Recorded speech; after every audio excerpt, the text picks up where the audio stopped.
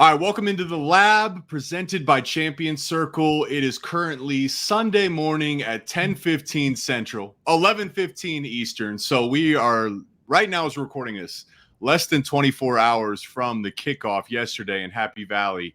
And guys, before we get into this, for our listeners, head over to championscircleufm.com. You see the brand and the emblem in the corner. What makes this whole thing go in the world of NIL is your support of the players, even just going to the website and learning more information. championscircleufm.com. Head over there and find out how you can support.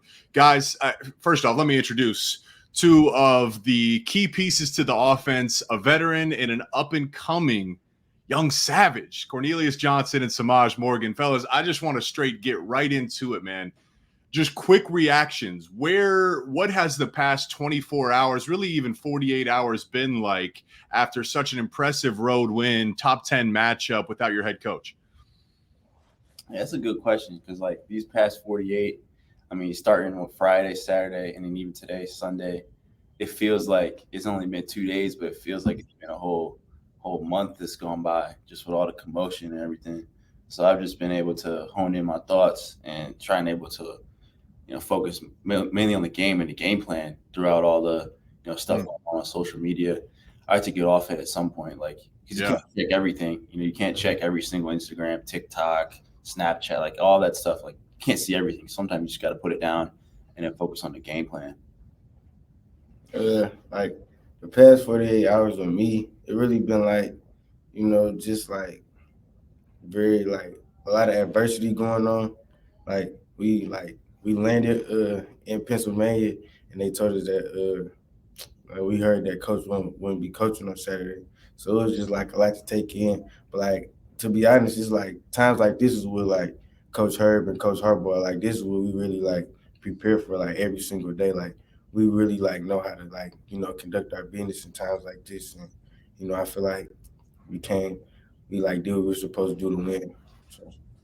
Yeah. So what was that moment like? So I know that, of course, social media, glad you guys got off it and stayed focused on your business. But, I was watching this unfold in kind of real time and it was back and forth. What was that moment like? How'd you guys find out that Coach Harbaugh wouldn't be on the sidelines with you guys? It's kind of crazy how it played out because we were sitting there chilling on the flight. And then, you turn your phone to airplane mode while you're playing. And then once you land, your phone goes up, turn your phone off airplane mode, connect back to service. And once you connect back to service, you refresh your page. And, like, all of a sudden you see something and you're like, oh, shoot, like, yo, you see this? Like, showing your friends. And like, oh, damn, everyone sees it at once. And then, like, that was just, like, a weird moment. But it's just funny how, like, that all worked out because even throughout the whole summer, you can ask anyone, like, Coach Herb, the strength staff, the coaching staff, we all prepare for, like, random stuff to happen. Like, not specifically, like, that this exact stuff would happen. You never know what's going to happen. But there'd be events where we'd have a workout at 6 a.m, and there'd be, like, a card there, and you got to pick the card. And whatever, like, you land on, say you get, like, a king, you got to jump in the cold tub or something like that. Or just random stuff to, like, get in your head right before a workout, right before something that, like, could throw you off. But it's just practice that anything can happen. Like, it could be raining, it could be snowing, it could be hot, cold, freezing. Whatever happens, you got to go out there and take care of your job, which is, like, basically something we experienced this weekend. Man, I was talking to Rod Moore, Keon Sab last week, and they told me that they said you get into the weight room, and just for our listeners, like, to understand how different that is. I played 4 years at Michigan. I played 4 years in the NFL. Like, I've connected with a lot of guys. Like, a lot of coaches do unique things to get your team prepared. But usually a lift in a condition, like, it's done as a complete team. Like, there's so many moving pieces that you rarely actively separate guys. But really, and Semaj, correct me if I'm wrong here, what Coach Herbert is doing, it's not even just about being, surprising you guys. It's about giving you guys an opportunity to smile in the face of that thing and just kind of work that rep mentally to say, oh, okay, it really doesn't matter what's ahead of us. We're going to do it, with a good heart and be excited about the work ahead of us. Is that kind of the philosophy Coach Herbert was trying to install? Yeah, I feel like Coach Herbert, like, he like makes it so like in any situation that may come our way, it's like, okay, we got to learn how to like work through it so we can always get to our end goal. Because if we, if we would have like if the whole team would have got mentally jammed, like on Saturday or Friday, like before the game, and was thinking about like, oh, coach not gonna be here, coach not gonna be here. Like, if we wouldn't have just like kept going and kept pressing on, I don't think we would have had the outcome that we had yesterday. Like, because like Yeah. we all stayed focused, we all knew like what we wanted to do and how we wanted to leave, Penn State yesterday, and I feel like we all bought in and did what we were supposed to do. So like Coach Herbert, Coach Harbaugh, they really like prepare us for times like that. I feel like. So you guys find that out, and there was still time back and forth, wondering, speculation. Will Coach Harbaugh, will he be able to find a way to get on the sidelines? Eventually, it's Coach Sharon Moore down there on the sideline with Jenny Taft. Even up to a few hours before kickoff, they thought he might be there. When you guys get into the locker room, was there a moment where Sharon kind of brought the team up and said, hey, I'll be the head coach today? What was the message, in that moment? So in terms of the specifics, he was there the night before, and we talked to him then, and then I think we saw him in the morning, I believe. Kind of faded memory there, but I do remember seeing him at that point. I'd be interested to see where exactly he watched the game or where he was, because it's funny because after the game, we all got back to the plane and he like lost his voice or something. He was speaking all raspy. Yeah. He sounded like he needed something to drink, and like it was funny because he wasn't even coaching and he lost his voice. That means he must have been screaming at the TV or something. Yeah, he must have been screaming at the TV or something because his voice sounded crazy. But yeah, that all played out. We knew that offensively it would be Sharon Moore, defensively Jesse Minter, and then special teams Jay Harbaugh. Sort of like, obviously there's got to be one official head coach, which was, but they all sort of took over in terms of when their units were taking the field. Yeah, and I guess I don't know. I wouldn't say it's a good thing, but like there was repetitions of this with Coach Harbaugh earlier in the year.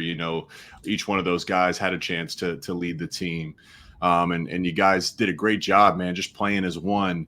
I'm curious because Cornelius, you said it's like, hey, eventually you got to turn off your social media. Shoot, man, I had to turn it off because a lot of people's minds are already made up about this. Like there's very few that are actually fluid enough. And the one thing that I made this point when I was calling the game later in the day, I'm like, man, the one thing that's kind of got lost in this, it almost felt like there wasn't a top 10 matchup last week. Like we forgot there was even a game, because so much of the conversation was about things other than the on the field performance. When's that that switch get flipped for you guys? Is it during warmups? Like, can you think of a moment where it's like, okay, all right, here it is. Let's go. It's time to play. We're about to play this game today. Can you remember an instance where it's like, all right, switch gets flipped. It's time to go. We probably all got different routines in terms of like the preparation leading up to it. I know for me personally, what I've done this year is just like once we leave the hotel, because we usually stay like hotels the night before the game, whether it's home or away. Like once we leave the hotel on that bus to the stadium, I just turn my phone on airplane mode, because at that point, like you can't really get none more from your from internet at that point. I just use my phone for like music or to look at like photos of the game plan or something like that. But I'm not going to be sitting there checking Instagram in the locker room at the stadium. Like that's not going to do much for me at that point. So once we're on that bus to the stadium, I'm on airplane mode. For me, I feel like to be honest with you, like when I'm on Instagram and stuff like that, I really don't see a lot of things about like, the allegations on our team, things like this. So like to be honest with you, like once I get on the field and like once like, like I miss him, like I'm already in the mode. Like I go to meetings, I gotta focus because I'm young and it's still a lot of things that I need to know and I need to get better with. So I really want to pay attention so that my coaches can keep trusting me and things like that. So I can't really be too focused on like social media, like Instagram or Twitter and things they saying about my team. So I just try to keep myself like level headed, even keel most of the time. Never get too high. Yeah, like do not disturb. Yes, I use that a lot all the time. Every coach Coach, My our phone coach was stay telling on us, D&D. like, yo, take your phones off, do not disturb in case we got to call you or something. Yeah. Man, I just like I don't think the average person considered, how precious this game is, right? Like you hear it all the time when guys come speak to you about, man, like you're playing it and then it's gone. Like you just get so few opportunities, like you train year round for 12 games. Maybe if you're lucky, you get a couple more. And if you're lucky, you have a long, healthy career. Not everybody's lucky, shoot, you could do everything right and you never step on the field. My point is like there's just so few opportunities, and then fewer still when it's a top 10 matchup with conference title and playoff and national championship implications. And it's really encouraging to hear you guys. I think that was a big topic too, is, hey, how's the team going to handle the mental side of this? And of course, I know it's not just you two guys. It's an extension. The locker room. It seems like that's the culture of the locker room. A lot of guys wearing Michigan versus everybody shirts. Seems like that's become a communal thing. Lot of Michigan fans, alum, those that stand behind the program are representing the Michigan versus everybody, t-shirts and merch and all that good stuff. What does that mean? If I could just ask you guys, what does when you hear Michigan versus everybody, what does that mean? Yeah, it basically means like if you're not like one of the people that's in sim with us every single day, if you're not a person that at practice with us every day, working out with us every day, nutritionist people on the staff, basically means like if you're not one of us, like it doesn't matter what you say. Like we're the type of team that lives by the phrase, what you do speaks so loudly I can't even hear what you say. So we just want to put it all on the field and like just show everybody we the best. And like we just want to play football. Really, that's really just what it is. We play football. And people make it hard for us. Coach Herbert had that. Go for our viewers. Go hop on Twitter and go to the Michigan football page. Did you guys watch Herbert's pregame video where he said that? Yeah. In the we watched it. Yeah, we watched it. Oh, was that the Friday night video? I think it was. Yeah, we watched it on Friday. Yeah, we usually watch that.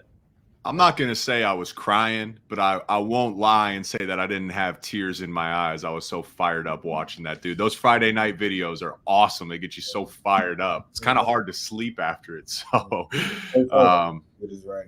Hey, what's that environment like? Everything else aside at this point, now you're in the game 60 minutes. I mean, you guys are both on the offensive side of the football. That Penn State defense is the truth now. I mean, they got some great players, good guys in the secondary. Manny Diaz does some great things. Look, they played hard too. I don't want to take that away from them. They played hard and they were prepared to play. That's a great road environment too. To me, is one of my favorite road stadiums to play in. But what's that like, Semaj? Your first time on the road there, I think Cornelius, right? You played a couple times. Cornelius, do you remember your first time in that stadium and what that was like? And then Semaj, if you could, just what it was like to play there in Happy Valley Beaver Stadium with the crowd. It's definitely a mindset of going in, like playing on that grass, playing that all those people. It's like one of those grimy mindsets where you just got to get into like, we're on the road here. Thousands of people screaming at us, but you still got to communicate with each other. And that's why we practiced the whole week with live music, getting in and out of the huddle, making sure our operations were set. I mean, it gives you like sort of motivation, honestly, because it gets you fired up to play in that environment. Same thing we were just talking about Michigan, everybody, because it's really just those 11 guys on the field. And that whole defense on top of the crowd noise, you still also got to play like a top 10 team, top 10 defense. Right. So going into Happy Valley, it's definitely a journey that's a very unique football experience that like very many people could say they experienced that. But in comparison to like other years, I was there that 2021 year and every other time, like I used to visit Penn State. For me personally, like this was a big one because I almost went there, for my recruiting process. So this one I wanted to come out on top with a winning record. Yeah. These guys. So my first time being there, like it was real loud. Like they told me it was gonna be real loud. So we practiced. We practiced with live music all week. Practiced on the grass field all week. But like it was kind of like watching it on TV, like on the field. Like Back on it, you it's get what I'm saying. Like it was kind of like watching it on TV, like on the field, because like it was like just as exciting, but like Yeah. it was like right there in your face, like but like you really in it. It was really like a dream for me, man. Yeah. Like not many people could say that they got in the game against a top 10 team in the top 10 matchup. Like they freshman year, like not many people could say that. I'm just blessed. I just feel like you know, like it was like a dream. Yeah. No, it is, man. It is. I know exactly what you're saying, where like it's almost unreal. You're there, but like the noise is so loud. It's like, I don't know, a lot. There's a certain point, road environments where you just can't really hear anyways. Like louder doesn't necessarily mean like more difficult. It's just kind of hard to play when a crowd that is up on third down anyways. But it's like a vibrating energy, on third down. It is like, it rattles your bones a little bit. It vibrates your helmet. And you guys did a good job of kind of being poised there and handling that. I do have a quick side note question though, because you said you had you guys were piping in music. Do they still play Tony Montana by Future? Is that one of the go-to songs on third down practice? Cornelius, I know you had to hear it earlier at your time at Michigan. How it go? Tony Montana, you know what I'm talking about? They played that. It was mostly like that other one. They was playing a lot of music yesterday. They was playing Sexy Red. They was playing everybody. Oh, okay. Yeah, that's why I asked. Yeah, that was Tony Montana was the go-to 2-minute third down, whatever. You guys should look it up. Future performed it live when Harbaugh was with the Niners in the stadium. It's a crazy video. Like NCAA football, like the video game. Yeah. Like Road to Glory. Yeah. You play that, Semaj? Nah. I ain't never really played a video game. Well, whenever they played the game, you were like against like a rival on the road. They have like your route would be like squiggly. Yes. You have a question mark over your route. Yeah. It was like that. Like the whole playbook would be all like. Yes. That's the best way I've heard it described. Because it's literally vibrating. The field is shaking. Yeah. Your remote control would start shaking. It was crazy. It was cool how they did that. That's right. Like your remote would start vibrating. That's like Madden. It's like Madden, yeah. It's way better than Madden, though, bro. It's a great video all the time. Yeah. All right. What's Sharon Moore like? I just want to give you guys a chance to, because of course he's the O-line coach, but he's your offensive coordinator. Now he's been the standing head coach a few times this year. Just, the interview post game. This is where kind of the outside noise, you can separate it, because I think the man in the arena, they understand what that meant. Michigan community understands what that meant. What I saw is a guy that loves his head coach, loves his staff, loves his players, and loved the moment in the way you guys fought yesterday. What's Coach Moore mean to the team, to the locker room, and what was that post game hug like with Coach Moore and your teammates? Yeah, we know he's got our back, and like throughout everything, just wants to win by any means possible. Like that's the goal coming in each week, especially a week like this. Obviously you gotta there's times when you gotta go back, look at the film, do stuff in practice all week, and we do that all week too. So coming into this week, the game plan, we had a lot of good plays, but sometimes the way it played out, we only got a certain amount of opportunities. When the ball came our way, we try and make plays, whether it's 1 target, 10 targets, 15 targets. Like you just gotta make it work. Yeah. And that's something we bought into yesterday, and we were able to come out with the win. And we know going forward, we got to make it happen. Yep.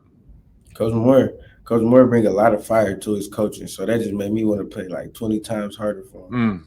Really, the way he just brought us in at halftime yesterday, and just he gave us a speech. He really poured his heart out into that speech. I really felt everything he was saying, so that just made me That just made like when I got like coaches like I have right now, I just want to run through a brick wall for them. Like Yeah. they like the best coaches like you could ask for. They always want to make sure like you successful and like they do whatever so like the team could win. And like just like Cornelius said, like yesterday, like as receivers, like we just had to buy into it. Like the run game was working real good, so we had to block for our teammates. Like we just all wanted to do one thing, and that was win. So we just bought in. And Coach Ron Moore, man, he like I said, he bring that fire, he bring that energy to his coaching, and like it just as like an offense that just turn us up, and it make us just want to go harder and Yeah. harder.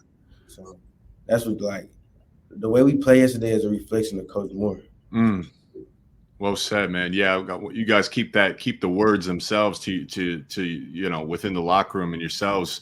I know Sharon Moore, Coach Moore, just from being a former player, was trying to help him get some tight ends in town. So he's always nice to me, right? That's off the field. He's a really nice guy. Our conversations are always fluid.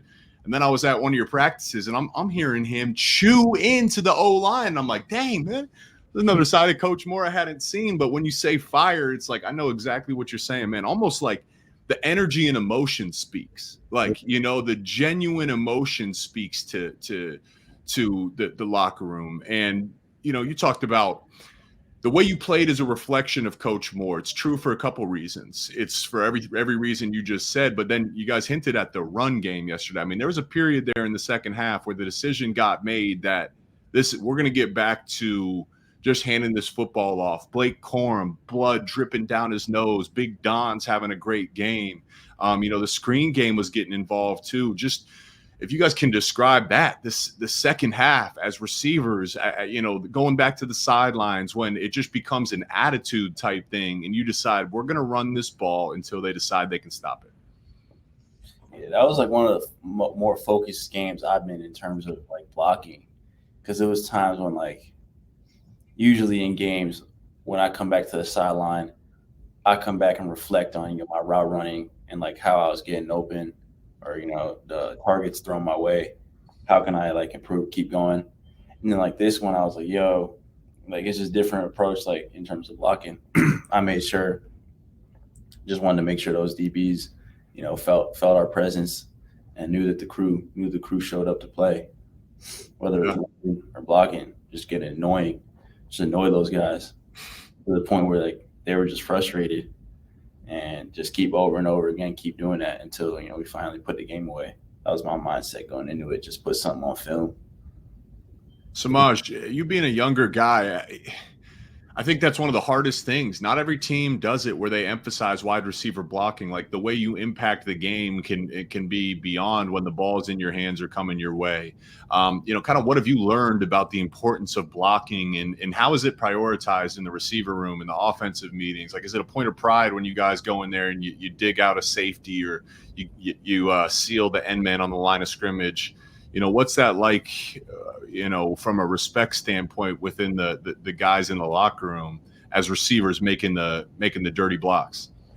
Well, with Coach Bellamy being my position coach now, like everything, like a lot of things that he tells me now, like it's some things that he taught me back in high school. Like he was my high school head coach, so like I always knew that blocking was very important, like to get on the field, because when I first got to West Bloomfield, like I was one of them. Like I was like pretty good, but like I like wasn't playing yet because I didn't block, or it was some things that I had to get right. So that was like my way of getting on the field in high school. Like I had to block so I could get on the field. So like when I got to Michigan, it just got emphasized even more, and I just had to lock into it more.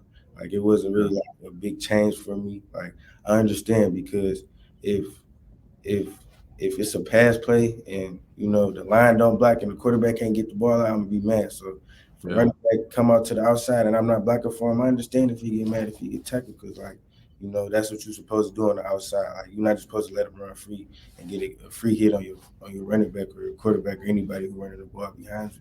So the blocking, I 100% understand. Like I had no problem with blocking and watching my running back score a touchdown. Like as long as we win it, we win it. You're trying to win. What a crazy concept. You're trying to win, not get the stats, man. I just hope our viewers, man, that the Michigan fans and those that are watching this understand the rare character. When I get the chance to sit down with you guys each week and, your teammates, just the character. And I've been on a lot of different teams. I've been for a lot of different locker rooms, a lot of different head coaches. Just it's genuine and it's organic. It makes sense when you guys talk. Want to be respectful of your time. I know it's a busy time of year as we come down the stretch of the regular season. Of course, that leads me to the next question with, hey, Ohio State in 2 weeks, but you still got to play Maryland and Loxley and Talia Tagovailoa and their weapons. And that's a team that started off red hot and they gave Ohio State all they could handle earlier in the year. So,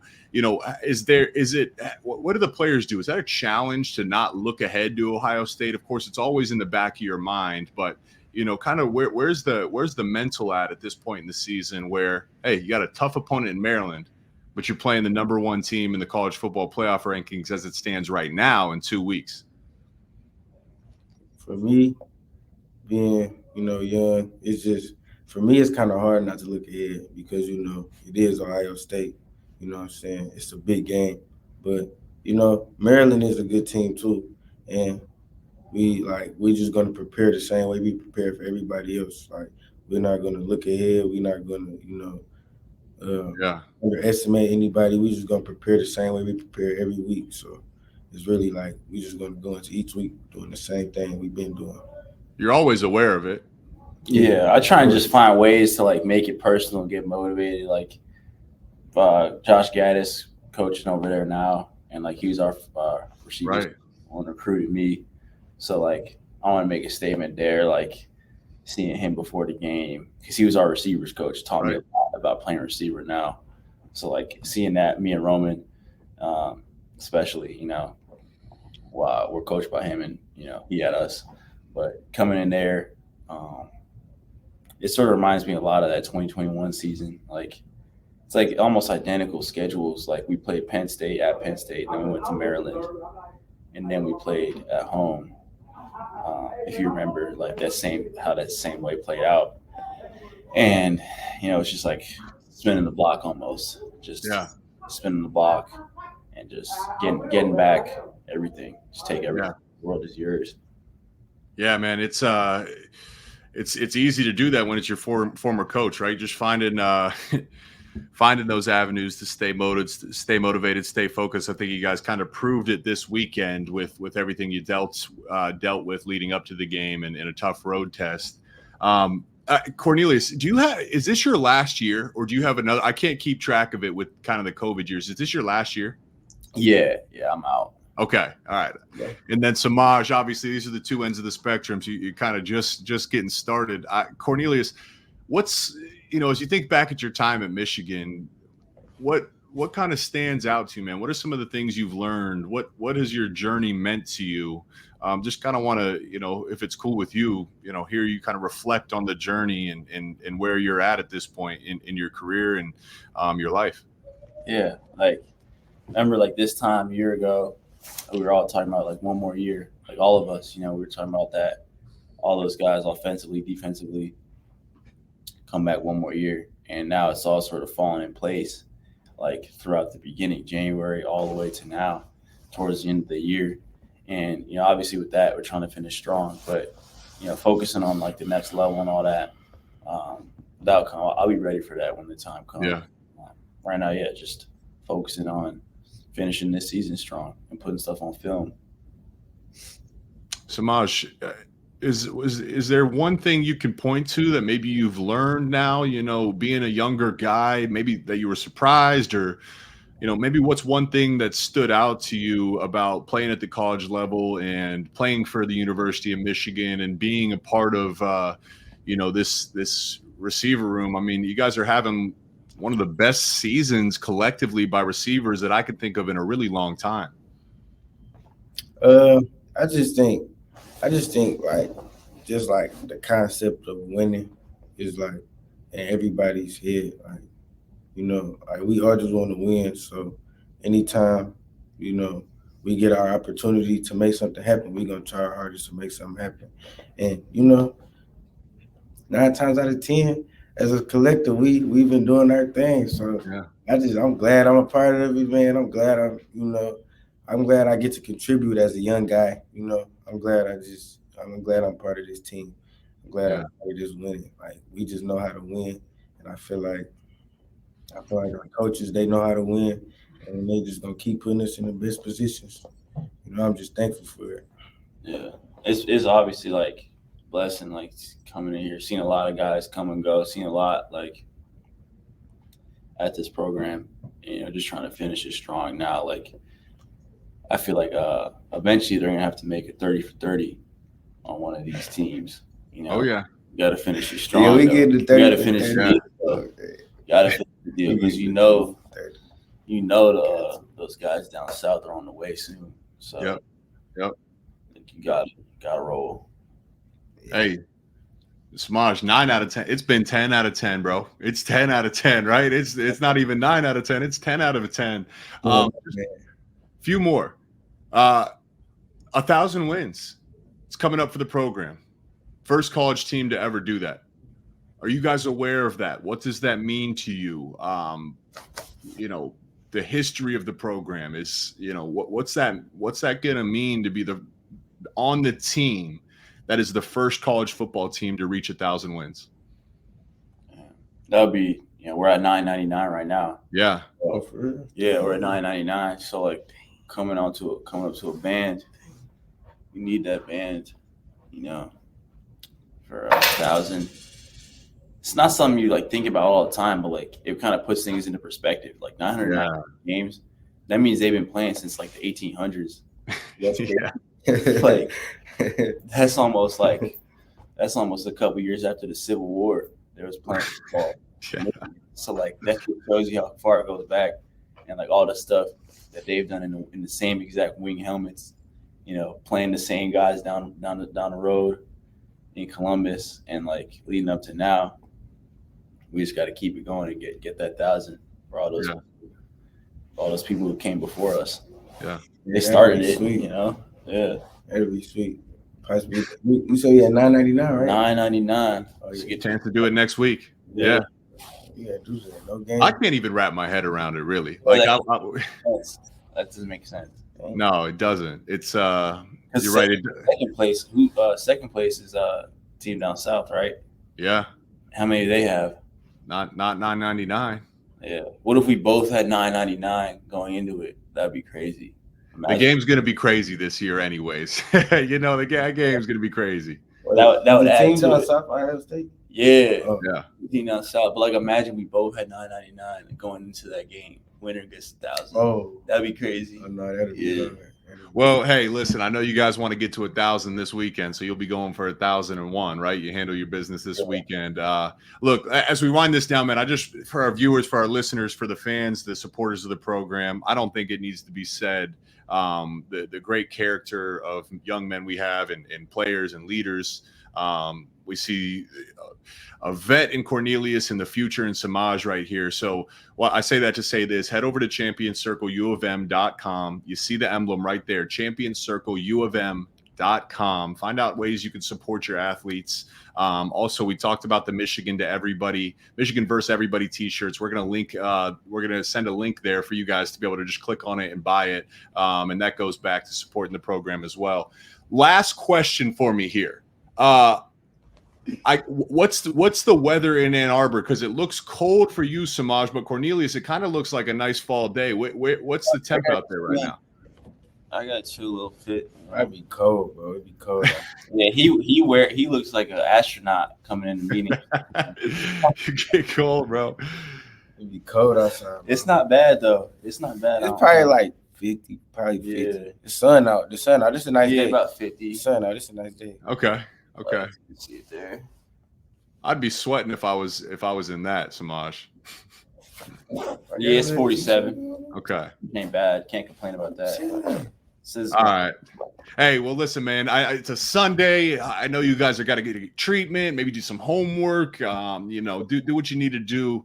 We really appreciate it. The viewers appreciate it. Just for you guys to offer your time and your perspective. And congratulations, man. Great win yesterday.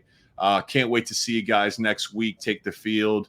try to get that 1,000. And then, of course, we're all going to be watching for November 25th for the game, man. It's been a joy to watch you guys this year as you continue to compete and raise the bar. So thanks for your time, man. Cornelius Semaj, it's been a pleasure.